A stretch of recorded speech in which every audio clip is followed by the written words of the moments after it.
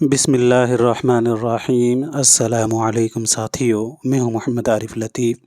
دوستو، میں آپ کی خدمت میں ایک دفعہ پھر سے لے کر حاضر ہوا ہوں UGC نیٹ JRF کے اہم معروضی سوالات و جوابات۔ آج کی اس کلاس میں ہم ٹوٹل 20 سوالوں کو حل کرنے کی کوشش کریں گے۔ میں امید کرتا ہوں یہ سبھی سوالات آپ کے UGC نیٹ امتحان کے لیے بہت ہی کارآمد ثابت ہوں گے۔ تو چلیے بلا تاخیر اس کلاس کو شروع کرتے ہیں۔ شروع کرنے سے پہلے اس ویڈیو کو لائک کر لیں، اور جنہوں نے ابھی تک اس چینل کو سبسکرائب نہیں کیا ہے وہ ضرور اس چینل کو سبسکرائب کر لیں۔ تو چلیے شروع کرتے ہیں۔ آج کا پہلا سوال ہے، ایک گرجا ایک خندق کس کا افسانوی مجموعہ ہے؟ جب تک ان سبھی کے پیدائش اور وفات کے بارے میں ذکر کر لیتے ہیں۔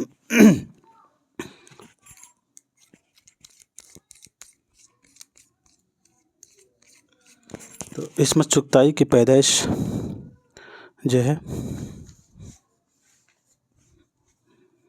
اگست 1915 عیسوی کو ہوئی ہے۔ اگست 1915 عیسوی کو بدائی میں، اور وفات 1991 عیسوی کو ممبئی میں۔ عصمت چغتائی کا داخل نصاب ناول کیا ہے؟ تو ٹیڑھی لکیر 3/43/1945، 3/43/1945، 3 منزلیں 43 ابواب 1945 میں شائع ہوا ہے۔ عصمت چغتائی کا داخل نصاب افسانوی مجموعہ بھی ہے۔ وہ کون سا ہے؟ تو چوٹے ہیں۔ کیا ہے؟ تو چوٹے۔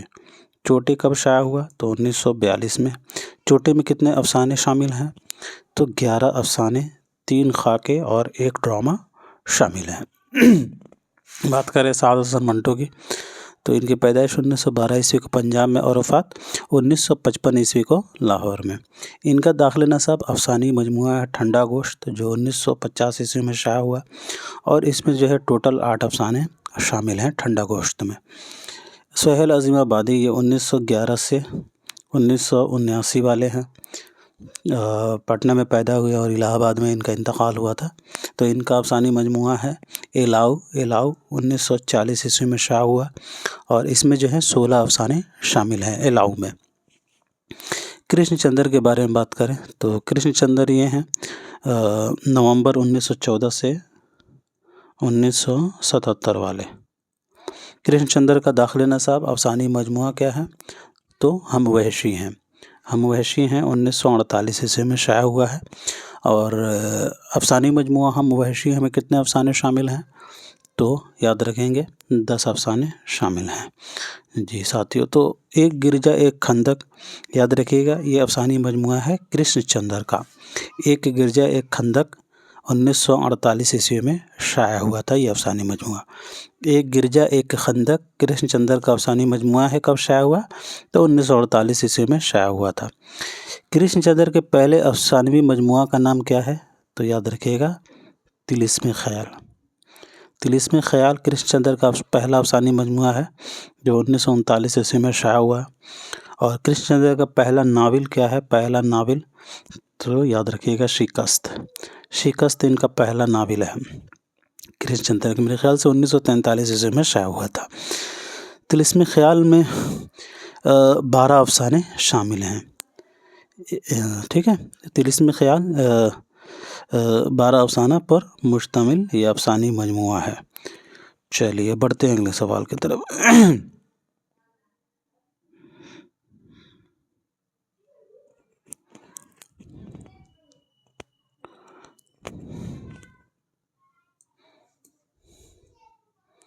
ذیل میں سے 2 زمرے تصنیف کے کردار کے لحاظ سے صحیح ہیں۔ 2 صحیح زمرے کی نشاندہی کیجیے۔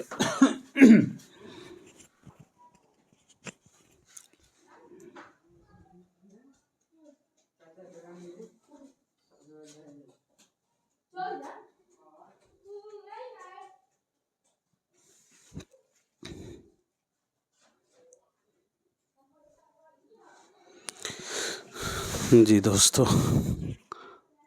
تو زین الملک، محمودہ اور تاج الملک یہ دیا شنکر نسیم کے مثنوی گلزار نسیم میں شامل ہیں۔ یہ کس مثنوی کردار ہیں؟ تو گلزار نسیم۔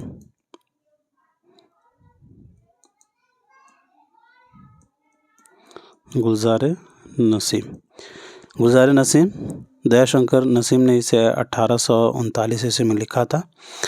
تو زین الملک، محمودہ، تاج الملک یہ گلزار نسیم کے کردار ہیں. اور فیروز شاہ نجم النساء ماہ رخ پری یہ مثنوی سحر البیان کے کردار ہیں. سحر البیان کے یہ کردار ہیں. مثنوی سحر البیان 1784-85. تو زین الملوک محمودہ تاج الملوک فیروز شاہ نجم النساء اے والا جو زمرہ ہے مثنوی گلزار نسیم کے کردار کا ہے، اور ڈی والا زمرہ مثنوی سحر البیان کا ہے. ٹھیک ہے، تو اس حساب سے آپ کا رائٹ آپشن اے اور ڈی تیسرا ہو جائے گا. بی اور سی میں دیکھیے گا تو مکس دیا گیا ہے. چلیے اگلا سوال دیکھتے ہیں. نظم مفلسی کی حیت کیا ہے؟ جی تو یاد رکھیے گا، نذیر اکبر آبادی کی جو 3 داخل نصاب نظمیں ہیں وہ سبھی کے سبھی مخمس کی حیت میں ہیں. تو نظم مفلسی بھی نذیر اکبر آبادی کی یہ مخمس کی حیت میں لکھی گئی ہے. بنجارہ نامہ اور مفلسی، اور اس کے علاوہ ایک اور نظم ہے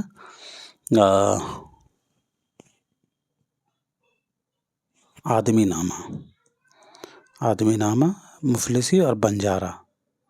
ٹھیک ہے، تو یہ سبھی ان کے داخل نصاب مخمس کی حیت میں لکھی گئی نظمیں ہیں. نظیر 1740 سے 1830 والے ہیں. چلیے اگلا سوال. نذیر اکبر آبادی کے کچھ اور بھی مشہور نظمیں ہیں آپ یہاں دیکھ سکتے ہیں، جیسے کہ آٹے دال، ہولی، شہر اشب، برسات کی بہاریں، یہ سب بھی مخمس کی حیت میں لکھی گئی ہے.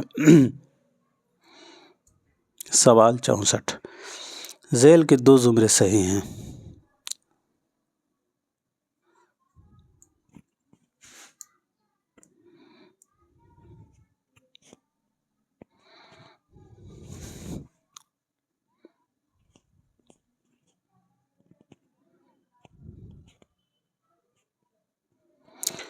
جی دوستو، تو خان آرزو، میر تقی میر، میر درد، ان کا تعلق جو ہے دبستان دہلی سے ہے.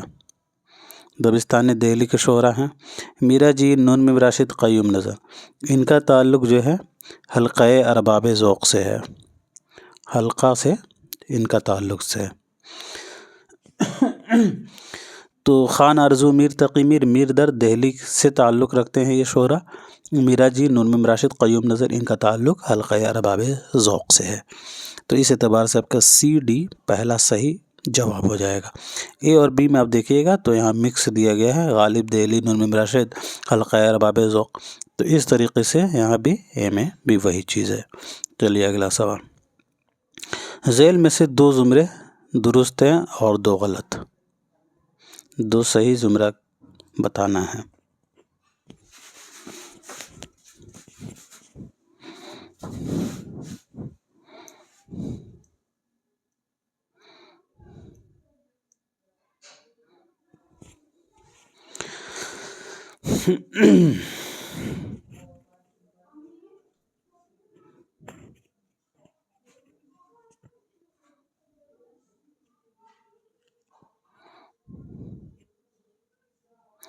جی دوستو، تو محمود شیرانی، مسعود حسین خان، سید سلیمان ندوی یہ لسانیات کے ذیل میں آتے ہیں. ان کا تعلق لسانیات سے ہے. شوکت سبزواری، مسعود حسین خان اور محمد حسین آزاد. تو بی اور سی والے جو زمرے ہیں یہ لسانیات سے تعلق رکھنے والے ادبا ہیں، اور ایک طرح سے یہ ایک نقاد بھی ہیں، مولانا محمد حسین آزاد. ٹھیک ہے، تو اس اعتبار سے آپ کا یہاں پہ جو سوال پوچھا ہے نا بی سی، تو یہ آپ کے لسانیات کے ذیل میں آتے ہیں. تو اس اعتبار سے یہاں صحیح جواب آپ کا بی سی پہلا ہوگا. ٹھیک ہے، اور یہاں ڈپٹی نذیر احمد ہے تو ناول نگار ہیں. محمد حسین آزاد یہ تو پھر لسانیات کے ذیل میں آتے، تو اس اعتبار سے یہاں غلط ہو جائے گا. شوکت سبزواری بھی آتے ہیں، ان کا بھی تعلق لسانیات سے ہے. تو شبیہ الحسن، یہاں ڈپٹی نذیر، یہاں نصیر الدین ہاشمی. نصیر الدین ہاشمی کا بھی لسانیہ سے تعلق ہے، یہاں ڈپٹی نذیر احمد کا ناول، تو اس اعتبار سے یہاں ڈی بھی غلط ہو جائے گا، رائٹ آپشن آپ کا بی سی صحیح جواب ہو جائے گا۔ اب بات کر لیتے ہیں ان کی پیدائش وفات کی۔ جیسے ڈپٹی نذیر احمد کی پیدائش وفات کے بارے میں بات کریں ساتھیوں، تو نذیر احمد کی پیدائش 1830 عیسوی کو دہلی میں اور وفات 1913 عیسوی کو کہاں ہوئی ہے؟ ڈپٹی نذیر احمد کی پیدائش 1830 عیسوی کو بجنور میں، وفات دہلی میں ہوئی ہے۔ ناول توبۃ النصوح 1874 میں شائع ہوا، 12 فصلوں پر مشتمل ہے۔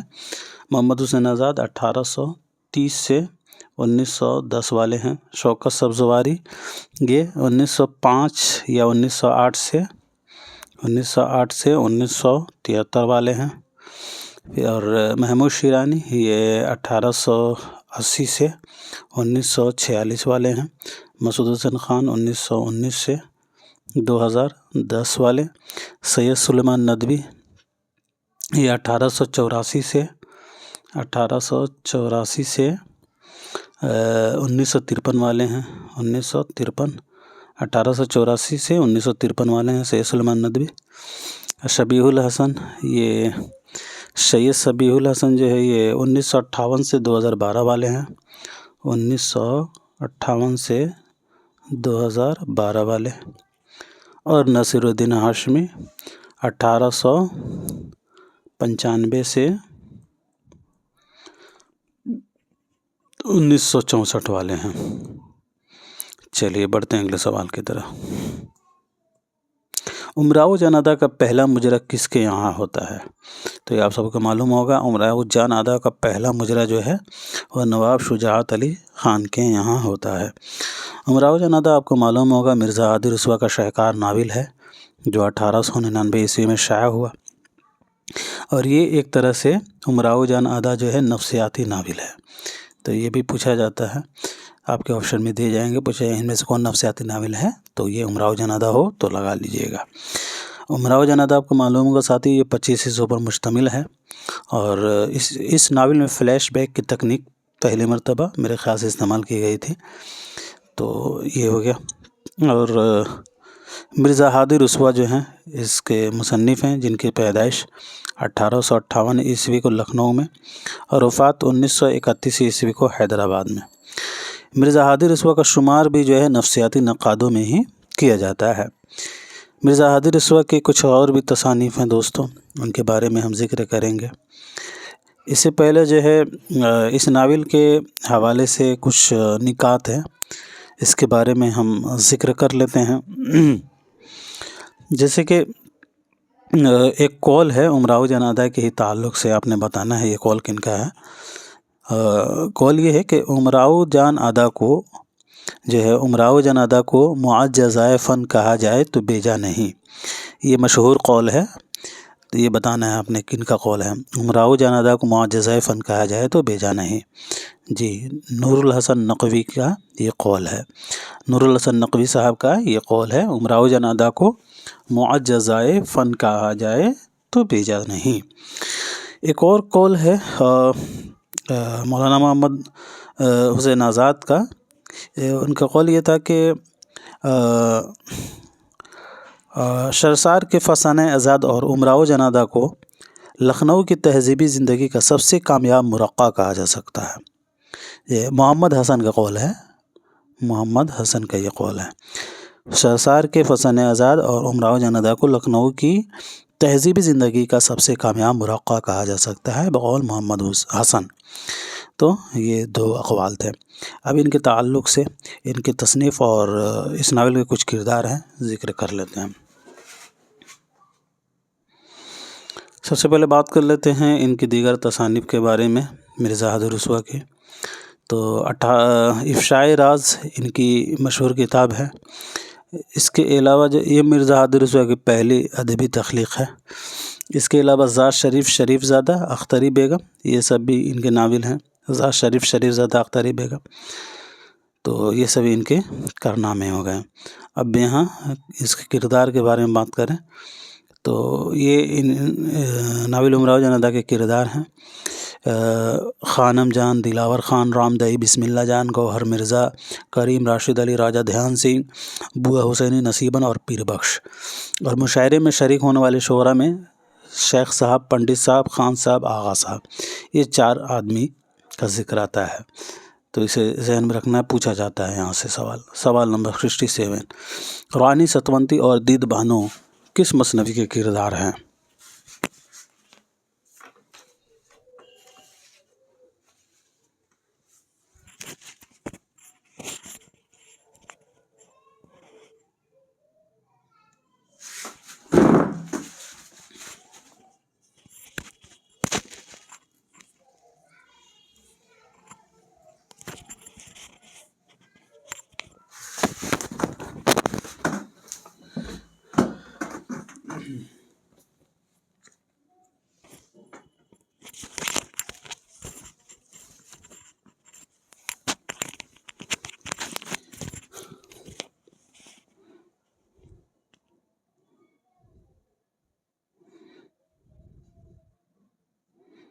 جی ساتھیو، تو رانی ستونتی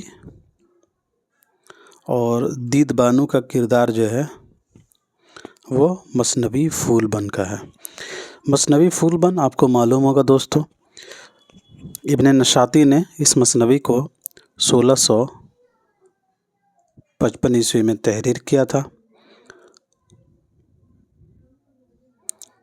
اور یہ ایک مثنوی جو ہے یہ عشقیہ مثنوی ہے، عشقیہ مثنوی ہے، اور اس مثنوی میں 1744 اشعار استعمال کیے گئے ہیں۔ مثنوی پھول بن یہ طبعزاد نہیں ہے، بلکہ احمد حسن دبیر ادروسی کی فارسی قصہ ہے، بساتین الانس، تو اسی سے یہ اخذ کیا گیا ہے۔ اور بساتین الانس کن کا ہے؟ تو احمد حسن دبیر ادروسی کی۔ اور سید احمد خان ہنر نے مثنوی پھول بن کے جواب میں نیا درپن لکھا تھا۔ نیا درپن جو ہے سید احمد خان ہنر نے لکھا تھا۔ کس نے لکھا تھا؟ تو سید احمد خان ہنر صاحب نے لکھا تھا، مثنوی پھول بن کے جواب میں لکھا تھا، ٹھیک ہے۔ سید احمد خان ہنر نے مثنوی پھول بن کے جواب میں نیا درپن لکھا تھا۔ اگر پوچھا جائے کہ مثنوی پھول بن کے جواب میں کون سی کتاب لکھی گئی تھی تو نیا درپن کس نے لکھا تھا؟ تو اسے سید احمد خان ہنر نے۔ تو یہ سبھی چیزیں ہیں۔ چلیے بات کریں ابن نشاطی کی، تو ان کا اصل نام مظہر الدین تھا نشاطی کا، اور ابن نشاطی جو ہیں یہ عبداللہ قطب شاہ کے درباری شاعر تھے۔ عبداللہ قطب شاہ کے درباری شاعر تھے ابن نشاطی۔ اگر آپ سے پوچھا جائے کہ ابن نشاطی کس بادشاہ کے دربار کے شاعر تھے تو وہ عبداللہ قطب شاہ، تو عبداللہ قطب شاہ کے دربار کے یہ شاعر تھے۔ اور ابن نشاطی نے مثنوی پھول بن میں عبداللہ قطب شاہ کے مدح میں ہی 38 اشعار لکھے ہیں۔ 38 اشعار جو ہے بلکہ یہ کہے ہیں۔ مثنوی پھول بن میں ٹوٹل 39 صنعتیں استعمال کی گئی ہیں، اور اس مثنوی میں ٹوٹل 6 قصے ہیں، 3 ضمنی اور 3 مرکزی قصے ہیں۔ قصہ در قصہ کی تکنیک میں یہ مثنوی لکھی گئی ہے۔ مثنوی پھول بن کے کچھ کردار ہیں، اس کے بارے میں ہم ذکر کر لیتے ہیں۔ تو اس سے پہلے یہ آپ اسے ذہن میں رکھیے گا، کیونکہ یہاں سے سوالات بنتے ہیں۔ 1655 میں لکھی گئی، عبداللہ قطب شاہ کے یہ درباری شاعر تھے، اور اس کے علاوہ جو ہے 1744 اشعار ہیں، 48 اشعار جو ہیں عبداللہ قطب شاہ کے مدح میں لکھے گئے ہیں۔ پھر جو ہے 39 صنعتیں استعمال ہوئی ہیں، 6 قصے ہیں، 3 ضمنی اور 3 مرکزی۔ اور سید احمد خان ہنر نے نیا درپن لکھا تھا اس مثنوی کے جواب میں۔ تو چلیے اب بات کر لیتے ہیں مثنوی پھول بن کے اہم کردار کے بارے میں۔ تو اس مثنوی میں کنچن پٹن کا بادشاہ رہتا ہے، تو اس کا پوچھا جاتا ہے، اکثر آتا ہے یہ سوال، کنچن پٹن۔ تو کنچن پٹن کا بادشاہ جو ہے وہ اسی مثنوی پھول بن میں آیا ہے، اور یہ خواب میں ایک درویش کو دیکھتا ہے۔ کنچن پٹن کا بادشاہ خواب میں درویش کو دیکھتا ہے۔ درویش جو ہے یہ ملک خراسان کے پردھان کا بیٹا رہتا ہے۔ درویش سے بھی سوال بنتا ہے۔ درویش ملک خراسان کے پردھان کا بیٹا ہے۔ کشمیر کا بادشاہ جو ہے یہ گل و بلبل کو انسانی روپ میں لاتا ہے۔ بلبل جو ہے یہ ختن کے سوداگر کا بیٹا ہے۔ گل، یہ بھی سوال بہت مشہور ہے، گجرات کے عابد و زاہد کی بیٹی ہے۔ سمنبر، یہ ملک عجم کے بادشاہ کی بیٹی۔ سمنبر کا تو بہت مشہور کردار یہ پوچھا جاتا ہے۔ سمنبر جو ہے ہمایوں فال کی محبوبہ ہوتی ہے۔ ہمایوں فال جو ہے یہ مصر کا شہزادہ رہتا ہے۔ ملک آرا کا بھی اسی مثنوی پھول بن میں آیا ہے کردار۔ یہ پرستان کی رانی رہتی ہے ملک آرا۔ جوگی، رانی ستونتی، دید بانو، یہ سبھی کردار اسی مثنوی کے ہیں۔ اس کے علاوہ وزیر نے مکاری سے بادشاہ کی روح ہرن میں منتقل کر دی تھی، اور رانی ستونتی کی وجہ سے بادشاہ کی روح ہرن سے طوطے میں کر کے وزیر کو قمری بنا کر مار دیا تھا۔ تو یہ سبھی کچھ کردار ہیں اس کے، یاد رکھنا ہے آپ نے۔ بلبل، گل، سمنبر، ہمایوں، ملک آرا، جوگی، رانی ستونتی، دید بانو، یہ ان سبھی مثنوی کے اس مثنوی کے سبھی مشہور کردار ہیں۔ چلیے سوال نمبر 68، ذیل میں سے 2 زمرے صحیح ہیں اور 2 غلط، 2 صحیح زمرے کی نشاندہی کیجیے۔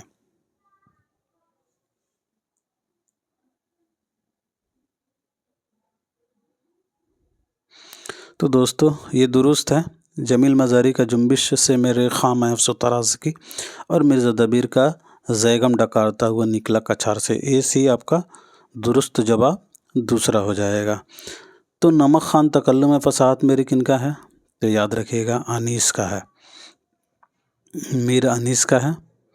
اور مرثیہ عارف کن کا ہے؟ تو یہ غالب کا ہے، مرثیہ عارف غالب کا ہے۔ اور نمک خان تکلم فصاحت میری یہ آپ کے میر انیس کا ہے۔ جنبش سے میرے خام افس و طراز کی، یہ جو ہے جمیل مزاری کا ہے، اور یہ سید الشہداء کے جو ہے اس میں احوال بیان کیے گئے ہیں، ان کے حال کا ذکر کیا گیا ہے۔ اور اس کے علاوہ جو ہے یہ اس مرثیے کا عنوان جو ہے مضراب شہادت ہے، ٹھیک ہے۔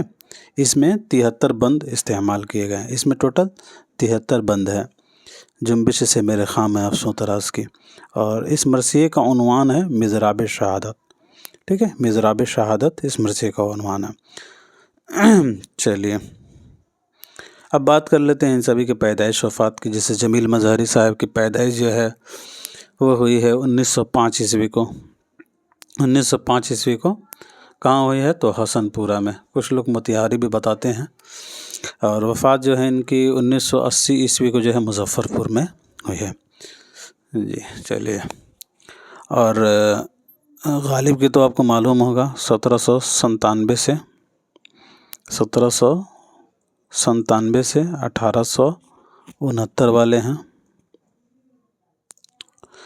مرزا دبیر یہ 1803 سے 1875 والے، اور انیس جو ہیں 1802 سے 1874۔ چلیے بڑھتے ہیں اگلے سوال کی طرف۔ اصناف کے اعتبار سے 2 صحیح زمرہ بتائیے گا۔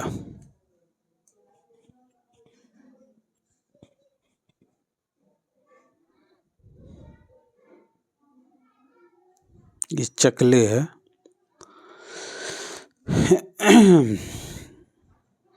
جی ساتھی، تو اصناف کے اعتبار سے 2 صحیح زمرہ آپ کا ہو جائے گا۔ لال باغ 3 عورتیں، گلے نغمہ ڈولی، اور حویلی تنہائی کسان چکلے، اے اور سی چوتھا اس کا صحیح جواب ہے۔ لال باغ جو ہے یہ کرش چندر کا افسانہ ہے۔ 3 عورتیں خواجہ احمد عباس کا افسانہ ہے۔ گل نغمہ جیلانی بانو کا ہے۔ یہ گل نغمہ شعری مجموعہ نہیں ہے، ٹھیک ہے۔ گل نغمہ ہو سکتا ہے کہیں آپ سمجھ جائیں کہ وہ فراق گورکھپوری کا ہے شعری مجموعہ، تو وہ نہیں ہے۔ گل نغمہ یہ جیلانی بانو کا افسانہ ہے۔ ڈولی جو ہے یہ خالدہ حسین کا افسانہ ہے۔ تو اس اعتبار سے یہ اے والا جو زمرہ ہے وہ افسانوں کا زمرہ ہے۔ حویلی مخدوم کا نظم ہے۔ تنہائی یہ فیض احمد فیض کا ہے، ان کے مجموعہ نقش فریادی میں شامل ہے۔ کسان یہ شعلہ شبنم میں شامل ہے، جوش کا نظم ہے۔ چکلے ساحر کا ہے، اور یہ تلخیہ میں شامل ہیں ان کے مجموعہ۔ تو سی والا جو زمرہ ہے وہ نظموں کا ہے، تو اس اعتبار سے آپ کا رائٹ چوتھا آپشن ہو جائے گا۔ اسی طرح تنہائی یہاں پہ دیکھیے گا، اور لال باغ، یہ گریز، لال باغ گریز باز گشت، تو باز گشت گریز تنہائی یہ نظم ہے، لیکن لال باغ افسانہ ہے، ٹھیک ہے، کرشن چندر کا، تو اس اعتبار سے یہاں بھی غلط ہو جائے گا۔ بستی ناول ہے انتظار حسین کا، واردات یہ افسانوی مجموعہ ہے منشی پریم چند کا، ایک لڑکا یہ بھی افسانہ ہے، اور انارکلی یہ کیا ہے، تو انارکلی یہ امتیاز علی تاج کا ڈرامہ ہے، تو اس اعتبار سے آپ کا ڈی بھی غلط ہو جائے گا۔ چلیے اگلا سوال دیکھتے ہیں، ان میں صحیح ترتیب کی نشاندہی کیجیے گا۔ ناولوں کی ترتیب سے جو ہے زمرے بنتے ہیں۔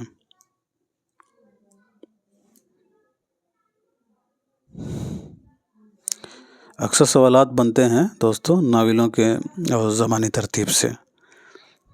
جی، تو توبۃ النصوح ڈپٹی نذیر احمد کا آپ کو معلوم ہوگا 1874 میں شائع ہوا۔ فسانہ آزاد پنڈت رتن ناتھ سرسار کا بہت ہی ضخیم ناول ہے، 1880 میں شائع ہوا۔ میرے خیال سے یہ ناول جو ہے فسانہ آزاد جو ہے یہ 4 جلدوں میں ہے، اور اس میں 6 پلاٹ ہیں، تو یہ ایک بہت ہی ضخیم ناول ہے۔ اور ملیک العزیز ورجینہ یہ عبدالحلیم شرر کا ناول ہے، 1888 میں شائع ہوا تھا، اور امراؤ جان ادا 1899۔ تو اس اعتبار سے دوستو آپ کا سی صحیح جواب ہے۔ سوال نمبر 71، حلقہ ارباب ذوق کا پہلا جلسہ کس کے گھر پر منعقد ہوا تھا؟ تو حلقہ ارباب ذوق کا پہلا جلسہ جو ہے وہ نصیر احمد جامعی کے گھر پر 1939 میں منعقد ہوا تھا۔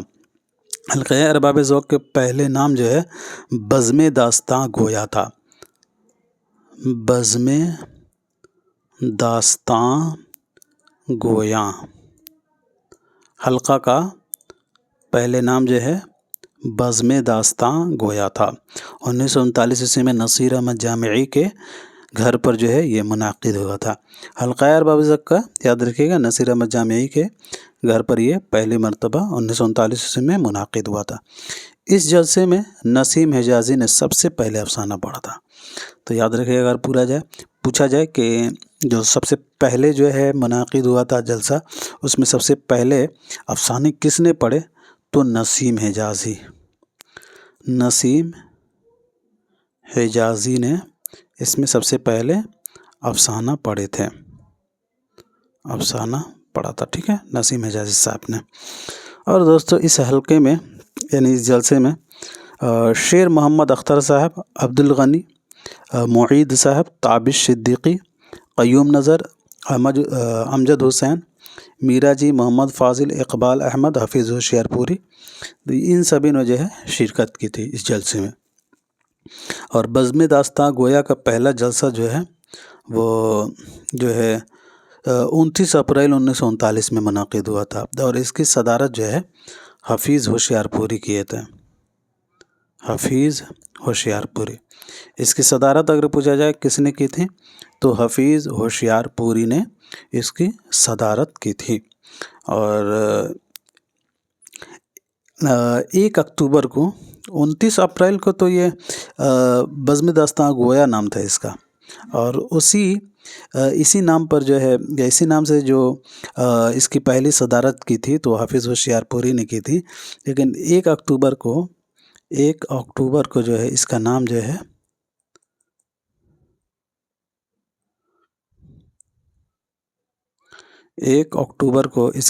ہے حلقہ ارباب ذوق پڑ گیا تھا۔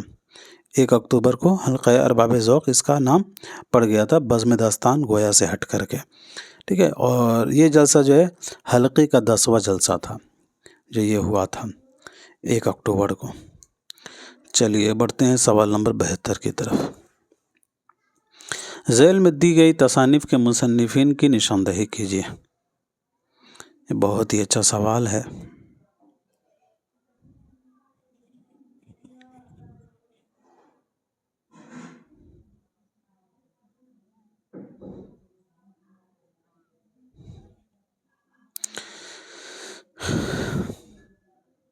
یہ تھوڑا الٹا پھلٹا یہاں پہ آپشن ہو گیا ہے، اے کا یہاں ہے، بی کا یہاں ہے، سی کا یہاں اور ڈی کا آخر میں، تو آپ دیکھ لیجئے گا۔ چلیے صحیح جواب آپ کا چوتھا ہی ہے۔ قدامہ ابن جعفر کا ہو جائے گا کتاب الخراج وضاحت الکتاب کتابت، اور ابن رشیق صاحب کا ہو جائے گا ساتھیوں العمدہ، عروضی سمرقندی کا چہار مقالہ ہو جائے گا، اور عبد القاہر جرجانی کا اسرار البلاغہ۔ چلیے اگلا سوال دیکھتے ہیں، یہاں سے اچھے سے دیکھ لیجئے گا۔ قدامہ کا کتاب الخراج، ابن رشیق العمدہ، نظامی رضی چہار مقالہ، عبد القاہر جرجانی اسرار البلاغہ۔ اس کے علاوہ ایک اور کتاب ہے ان کی دلائل اعجاز، اسے بھی ذہن میں رکھیے گا۔ چلیے دعویٰ دلیل کا سوال ہے۔ دعویٰ ہے کہ قصیدہ ایک اعلیٰ صنف سخن ہے، اور دلیل ہے اسے سن کر بادشاہ انعام و اکرام سے نوازتا ہے۔ صحیح جواب کیا ہوگا؟ تو دوستو قصیدہ جو ہے ایک اعلیٰ صنف تو ہے، یہ ٹھیک ہے، یہ بات درست ہے، لیکن اسے سن کر بادشاہ انعام و اکرام سے نوازتا ہے، یہ غلط ہے، ٹھیک ہے؟ تو اس اعتبار سے آپ کا دعویٰ صحیح ہے اور دلیل غلط، تیسرا آپشن درست ہے۔ سوال 74، ذیل میں دیے ہوئے شعراء میں سے کس کا مدفن دلی میں نہیں ہے؟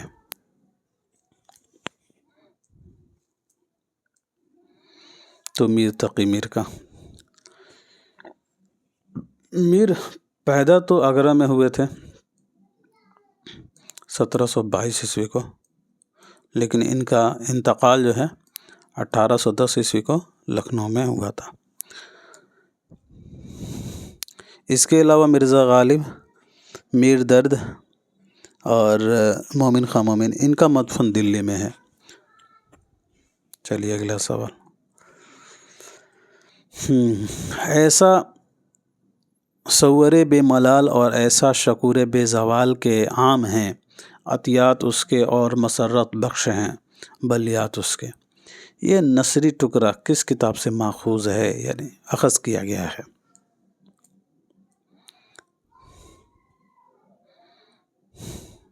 جی تو یہ نثری ٹکڑا ساتھیوں کربل کتھا میں آیا ہے۔ کربل کتھا شمال ہند کی پہلی نثری تصنیف ہے۔ کس نے لکھا تھا؟ تو فضلی نے نواب شرف علی خان کے فرمائش پر لکھا تھا 1732-33 میں فضلی نے لکھا تھا، اور یہ داستان ملا واعظ حسین کاشفی کی تصنیف اور روضۃ الشہداء سے اخذ کیا گیا ہے۔ کربل کتھا کے دیباچے میں فضلی نے محمد شاہ بادشاہ کے ذکر کیا ہے، محمد شاہ بادشاہ کا ذکر کیا ہے، محمد شاہ بادشاہ کا ذکر کیا ہے اس کے دیباچے میں، اور اس کتاب کا ذکر سب سے پہلے مولوی کریم الدین کے قلمی نسخہ میں ملتا ہے، اور اس کا نام انہوں نے ہی کریم الدین صاحب نے ہی دہ مجلس بتایا ہے۔ اور کربل کتھا کو مالی کرام اور مختار الدین نے مل کر مرتب کیا تھا۔ آپ کو معلوم ہوا یہ 12 عنوانات ہیں اس میں، یعنی 12 مجلسیں ہیں۔ چلیے اگلا سوال دیکھتے ہیں، اور وہ مجلسیں یہاں پہ دیے گئے ہیں، آپ دیکھ سکتے ہیں اچھے سے۔ سوال نمبر 76 دیکھیں، سر سید نے لندن کے سفر کا آغاز ہندوستان کے کس شہر سے کیا تھا؟ جی دوستو، تو سر سید احمد خان نے لندن کے سفر کا آغاز بنارس سے کیا تھا۔ سر سید نے لندن کے سفر کا آغاز بنارس شہر سے کیا تھا، اور اس سفر پر سر سید کے ساتھ جو ہے ان کے بیٹے حامد تھے، حامد ان کے ساتھ تھے، اور سید محمود تھے، سید محمود یہ بھی ان کے بیٹے تھے، سید محمود، اور ان کا خادم بھی تھا ایک، ٹھیک ہے، ایک خادم، اور یہ تو یہ لوگ گئے تھے ان کے ساتھ۔ سفر کا آغاز جو ہے انہوں نے 1869 عیسوی میں کیا تھا، اور وہاں سے جو ہے انہوں نے واپسی کا راستہ جو ہے 1870 عیسوی میں اختیار کیا تھا۔ واپس جو ہے یہ 1870 عیسوی میں آیا تھا، اور آنے کے بعد جو انہوں نے تہذیب الاخلاق جاری کیا تھا 1870 عیسوی میں، ٹھیک ہے۔ اور ان کا مسافران لندن ہے جو 1961 عیسوی میں شائع ہوا ہے سفر نامہ، اور یہ سائنٹیفک سوسائٹی میں جو ہے 12 قسطوں میں شائع ہوا ہے۔ چلیے بڑھتے ہیں اگلے سوال کی طرف۔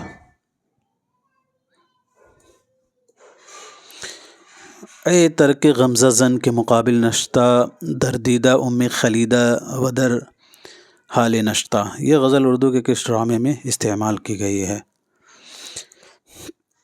جی تو یہ ڈرامہ انارکلی میں آیا ہے.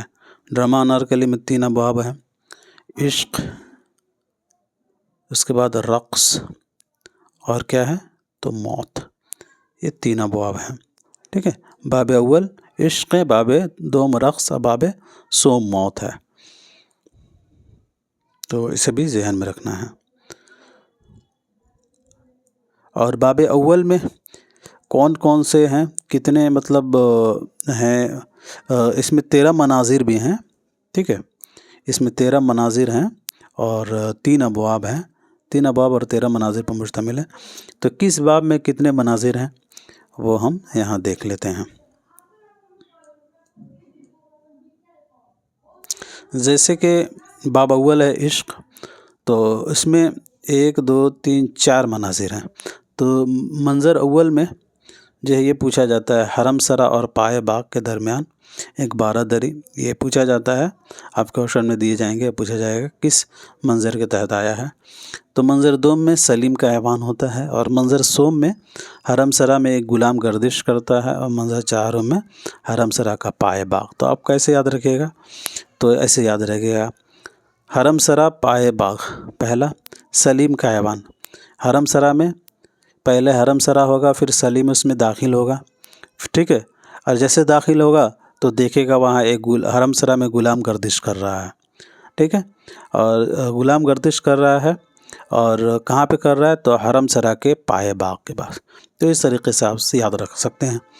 کیسے یاد رکھیے گا؟ تو حرم سرا پہلے ہے، اور اس حرم سرا میں سب سے پہلے سلیم داخل ہوتا ہے. پھر جو ہے جیسے داخل ہوتا ہے سلیم تو وہاں دیکھتا ہے حرم سرا کے ایک غلام گردش کر رہا ہے، اور غلام کہاں گردش کر رہا ہے تو حرم سرا کے پائے باغ میں. تو اس طرح کے آپ کا عشق جو ہے وہ اول، دوم، سوم اور چہارم، یعنی 4 جو مناظر ہیں یہ آپ کے کلیئر ہو گئے. اب آئیے یہاں باب دوم جو رقص ہے.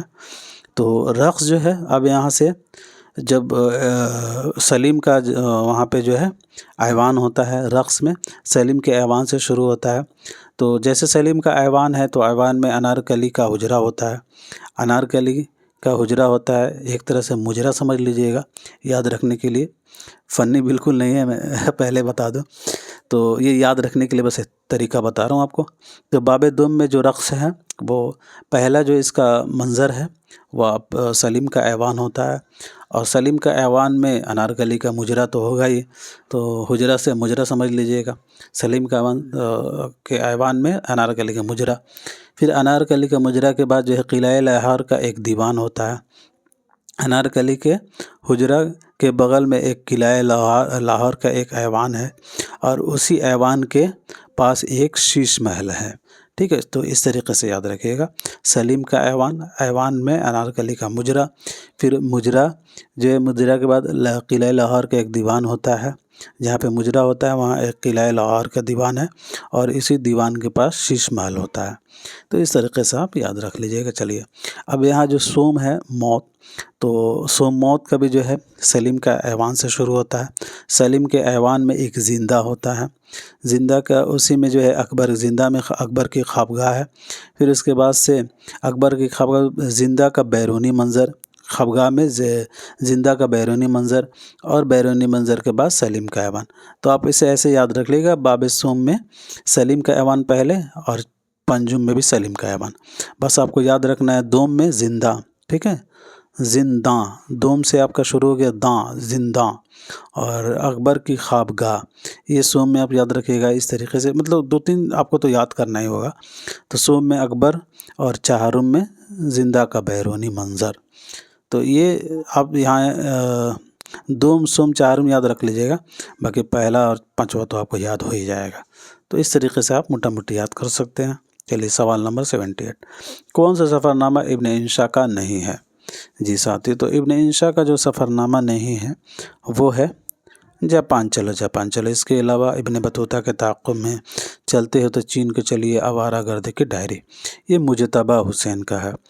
ابن بطوطہ کے تعاقب میں ये जापान चलो जापान चलो किनका है, तो ये मुजतबा हुसैन का है, और ये सफ़रनामा 1983 ईस्वी में शाया हुआ है। ठीक है, इब्न बतूता के ताक़ुब में ये सफ़रनामा 1964 ईस्वी में शाया हुआ है। चलते उधर चीन को चलिए, आवारा गर्द डायरी, ये सब भी इन्हीं का है। चलिए बढ़ते हैं अगले सवाल की तरफ।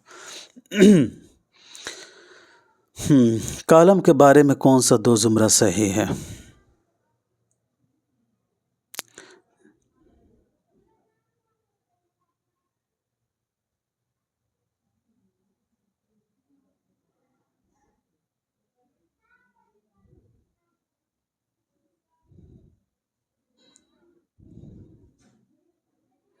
जी साथियों, तो कॉलम में एक मामूली सी बात को गैर मामूली तरीके से पेश करने को कॉलम निगार का हुनर तस्लीम किया जा सकता है। और ये ज़रूरी नहीं है कि एक अखबार में एक कॉलम हो, किसी भी अखबार में बैक वक्त कई कॉलम हो सकते हैं। तो बी सी दोस्तों राइट ऑप्शन आपका तीसरा हो जाएगा। ठीक है, चलिए बढ़ते हैं आज के आखिरी सवाल की तरफ। इसके बाद कुछ जनरल सवालात हैं, उनको भी हल करेंगे। चलिए सवाल 80 है, जो कि आखिरी सवाल है। ज़ैल में असनाफ के एतबार से दो सही ज़ुमरा बताइए।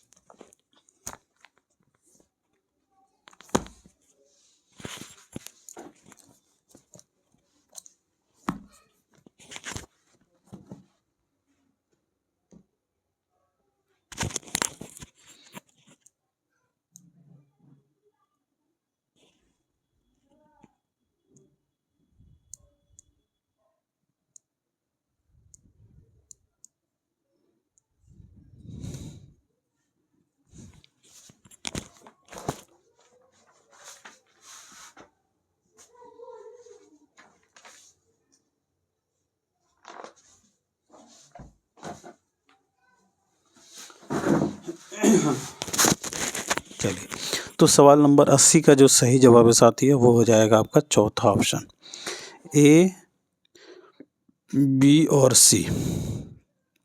खुदा के बस्ती उदास नस्लें बस्ती ये नावल हैं। एक लड़की इलाऊ बाबा लोग ये अफसाने हैं। एक लड़का चकले और हवेली ये नज़में हैं। तो खुदा के बस्ती ये जो है अब्दुल्ला हुसैन का, शौकत सिद्दीकी का नावल है, 1958 में शाया हुआ। उदास नस्लें जो है ये अब्दुल्ला हुसैन का नावल है, ये नावल 1963 ईस्वी में शाया हुआ। बस्ती 1980 ईस्वी में शाया हुआ है। किनका है बस्ती? तो इंतज़ार हुसैन का है। एक लड़की ये ख्वाजा अहमद अब्बास का अफसाना है। एक लड़की कब शाया हुआ? तो एक लड़की जो है ये शाया हुआ 1942 में, अफसानी मजमुआ भी इसी नाम से। और इसके अलावा जो है एलाऊ जो है ये अफसानी मजमुआ है सुहेल अज़ीम आबादी का, 1940 में शाया हुआ। और बाबा लोग जो है ये गियास अहमद गद्दी का अफसानी मजमुआ है, ये 1969 ईस्वी में शाया हुआ है। ठीक है, यहाँ बात करें एक लड़का, तो एक लड़का अख्तरुल ईमान का नज़्म है। अख्तरुल ईमान उनके याद मजमुआ है, यादें उसी में शामिल है। और चकले साहिर का है और हवेली मखदूम का है। तो इस एतबार से आपका राइट ऑप्शन है। चार पाई रशीद अहमद सिद्दीकी का है, इंशाइया है। तमाशा घर जो है ये अफसाना है, अफसानी मजमुआ है तमाशा घर। और किसान जो है ये नज़्म है। तो इस एतबार से डी गलत हो जाएगा। चलिए, तो अब हम सवाल कर लेते हैं। जैसे कि पहला सवाल है कि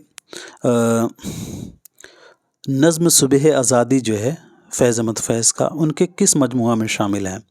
आपने बताना है जी।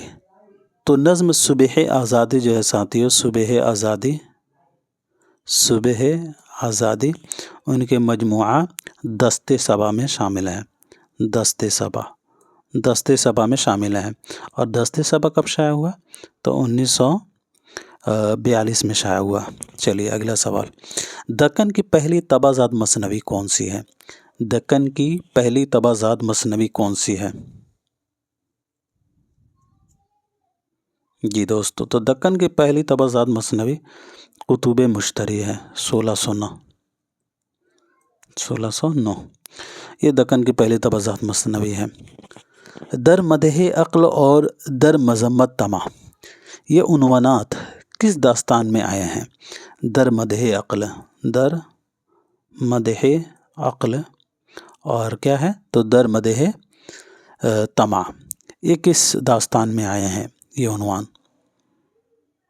جی تو یہ عنوانات آپ کے ہیں سبرس میں، سبرس، یہ عنوانات سبرس میں آئے ہیں، در مدح عقل اور در مدح طمع، یہ آپ کے سبرس میں آئے ہیں۔ چلیے، مثنوی پھول بن میں بادشاہ خواب میں کس کو دیکھتا ہے؟ مثنوی پھول بن جو ہے 1655 والی، اس میں بادشاہ خواب میں کس کو دیکھتا ہے؟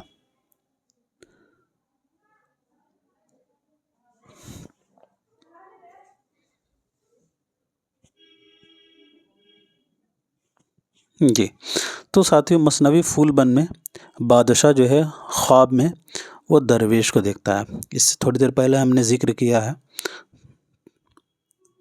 جی تو بس مثنوی پھول بن میں بادشاہ جو ہے خواب میں درویش کو دیکھتا ہے۔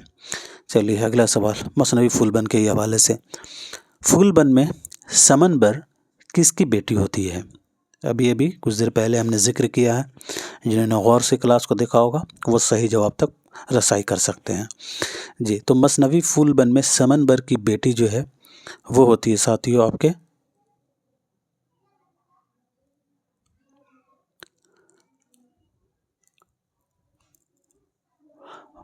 ملک عجم کے بادشاہ کی بیٹی، ٹھیک ہے۔ سمنبر جو ہے یہ کس کی بیٹی ہوتی ہے؟ تو ملک عجم کے بادشاہ کی۔ مثنوی پھول بن میں جو ہے ساتھیوں سمنبر جو ہے سمنبر یہ کس کی بیٹی ہوتی ہے؟ تو ملک عجم کے بادشاہ، ملک عجم،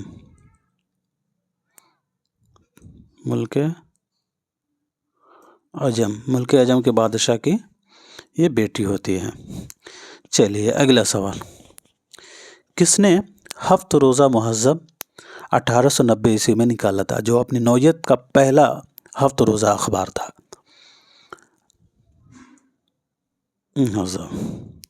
کس نے نکالا تھا؟ جی یہ پہلا ہفت روزہ تھا، 1890 عیسوی میں نکالا گیا تھا۔ جی ساتھیوں تو عبدالحلیم شرر صاحب نے نکالا تھا۔ کس نے نکالا تھا؟ تو عبدالحلیم شرر، 1860 سے 1926 والے نے، یہ پہلا ہفت روزہ تھا مہذب 1890 عیسوی میں جو ہے انہوں نے پہلی مرتبہ عبدالحلیم شرر صاحب نے نکالا تھا۔ چلیے اگلا سوال،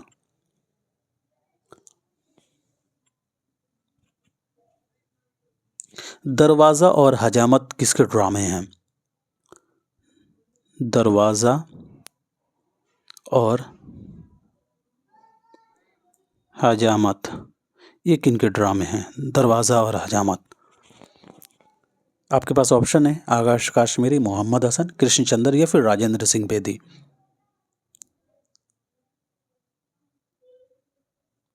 جی ساتھیوں تو یہ کرشن چندر کے ہیں، کرشن چندر کے یہ ہیں،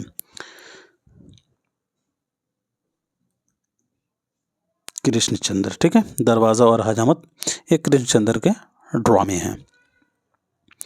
چلیے اگلا سوال، کس نے لاہور سے اپنا سہمائی رسالہ اوراق 1965 عیسوی میں جاری کیا تھا؟ رسالہ اوراق، رسالہ اوراق جو ہے 1965 عیسوی میں اسے کس نے جاری کیا تھا؟ لاہور سے کس نے شائع کیا تھا بلکہ؟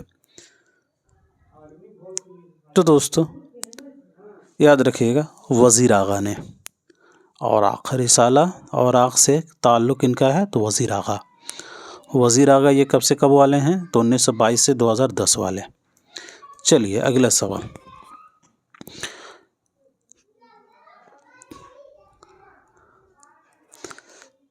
یہ ایک قول ہے بلکہ آپ نے بتانا ہے، قول یہ ہے کہ جنس نے سعادت حسن منٹو کے یہاں مذہب کی جگہ لے لی ہے؟ کیا قول ہے؟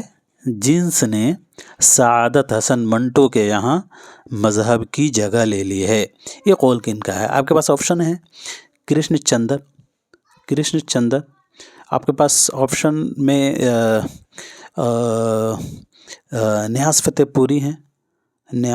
پوری ہیں اور حسن عسکری صاحب بھی ہیں اور عزیز احمد ہیں۔ چلیے بتائیے صحیح جواب کیا ہوگا؟ قول کیا تھا کہ جنس نے سعادت حسن منٹو کے یہاں مذہب کی جگہ لے لی ہے، یہ قول کن کا ہے؟ جی تو جنس نے سعادت حسن منٹو کے یہاں مذہب کی جگہ لے لی ہے بقول عزیز احمد اس کا درست جواب ہو جائے گا۔ چلیے اگلا سوال، کسی دن اور نمک، یہ کن کے ناول ہیں؟ کسی دن اور دوسرا ناول ہے نمک، یہ دو ناول ہیں، یہ بتانے آپ کے کن کے ناول ہیں؟ کسی دن اور نمک۔ آپ کے پاس آپشن ہے اقبال مجید، غیاث احمد گدی، سریندر پرکاش یا پھر انتظار حسین۔ جی ساتھیو، تو یہ اقبال مجید صاحب کے ہیں، اقبال مجید کب سے کب والے ہیں؟ جی تو اقبال مجید جو ہے یہ 1934 سے 2019 والے، 1934 سے 2019 والے ہیں اقبال مجید صاحب۔ چلیے آج کا یہ آخری سوال ہے، مسعود حسین خان کی پیدائش کب ہوئی ہے؟ جی تو 1919 صحیح جواب ہے۔ تو دوستو آج کے لیے پھر اتنا ہی رکھتے ہیں، ملتے ہیں اگلے کلاس میں، تب تک کے لیے خدا حافظ، اپنا خیال رکھیں۔